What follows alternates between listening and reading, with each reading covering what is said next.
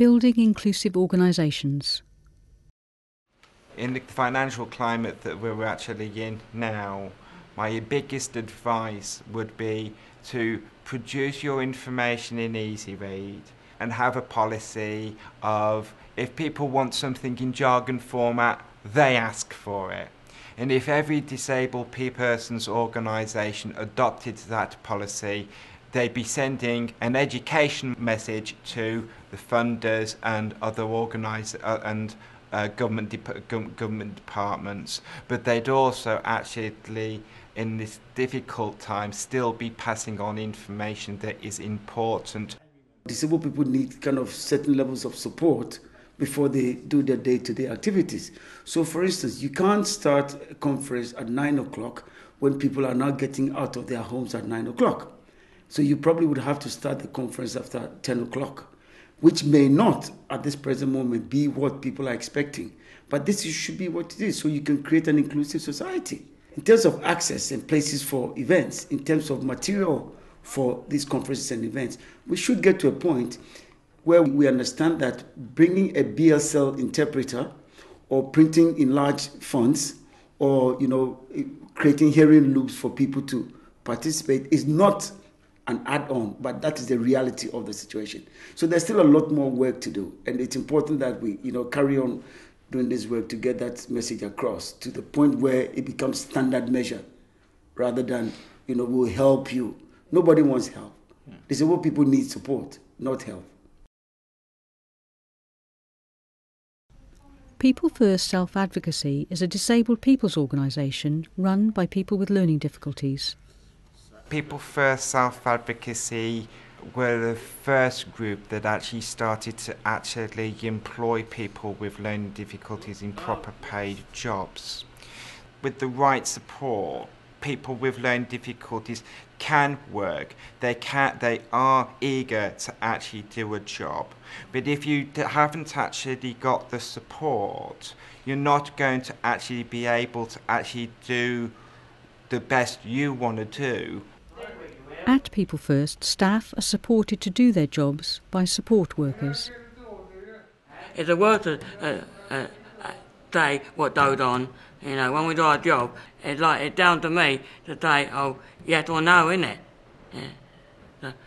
So if I'm not sure, that's why sometimes we come to football to say, I think I'm there, but I'm not quite sure. Sometimes there's a little bit leeway to clarify.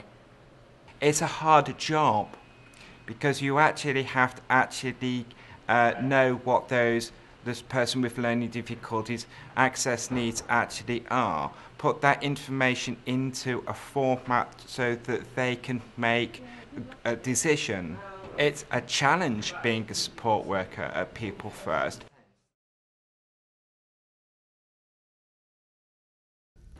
Olivia is the diversity officer with People First. She identifies herself as a transsexual person with learning difficulties. I go out and tell people about diversity and help them be their voice heard. Make them as equal as other people, and to make them aware that everyone's different, but everyone is still equal as everybody else. I was born as a man, a boy, a child, and then grew up into a man, but that's what I feel like. I think a lot of older people who don't accept it, like my parents, they think I still to be that, but when I don't feel that way. It doesn't matter what you look like, and where you come, what background you come from, you should all be working together as one organisation. If you don't say like myself, right, if people said, oh no, you can't come in, right, I would feel that wrong, because you should feel, it doesn't matter what you wear, everybody has the same voice as a non-disabled person. Everybody should be treated equally. Stephen is Inclusion Officer at People First. There are a lot of people, when you first talk about access, they think about physical access, but obviously there's a lot more to that than that. And the way we look at access is access to information and trying to get things in plain English and maybe easy reading, that sort of thing. One group that I was in contact with, they came over to meet me here, so I sent them a photo map of how to get here, and within 2 hours they sent me back a photo map of where they are. And how the photo map works is you'll start at somewhere like, say, a railway station or a tube station, and then you'll have walking routes from there to the office with photos of landmarks you'll see on the way. So therefore, people who have difficulty in reading, they may have learning difficulties, or they may be a refugee or something, then they will be able to follow the photo map as instead of a normal street map. Stephen's work includes carrying out access audits for other DPOs. The audit takes about two hours, and then we ask them questions on how the organisations run and whether they include people with learning difficulties in their organisation. If I find one group is really doing something really good with people with learning difficulties and another group nearby may not be doing so well, maybe putting the two together so that they can then help support each other. Why should disabled people's organisations have an access audit? Because organisations should be inclusive of all people with disabilities. Wigan and Leigh People First produce all their policies and documents in Easy Read and encourage others to do the same. Easy Read, if they can't read, people who can't read, they can also look at the pictures. It will help them. I think it's really important that we have it in an easy read format because then everybody can understand it. Our constitution as a charity is in an easy read format. We don't have a different version. We only have the one. The Charity Commission accepted our constitution, whereas some people said that they wouldn't and you have to have a complicated version. So it's been interesting, hasn't it? It has, yes. Yeah. We're a good group and we're going to stick to it. We are going to stick to it, aren't we? Yes. Yeah. When Wigan and Leigh People First secured some funding for access, the group bought photo symbols to use in their Easy Read documents, and they bought a video camera.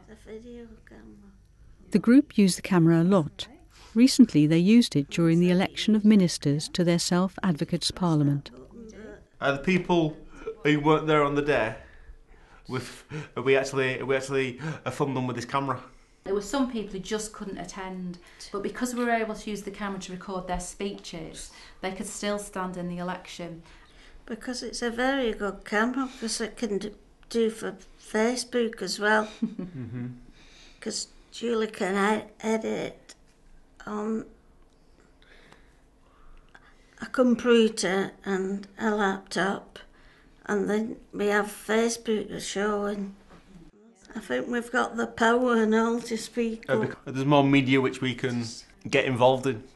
We can actually get our voices heard in more places.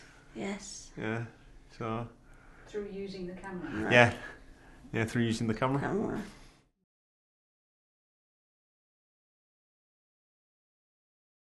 Being disabled cuts across board, across all the strands.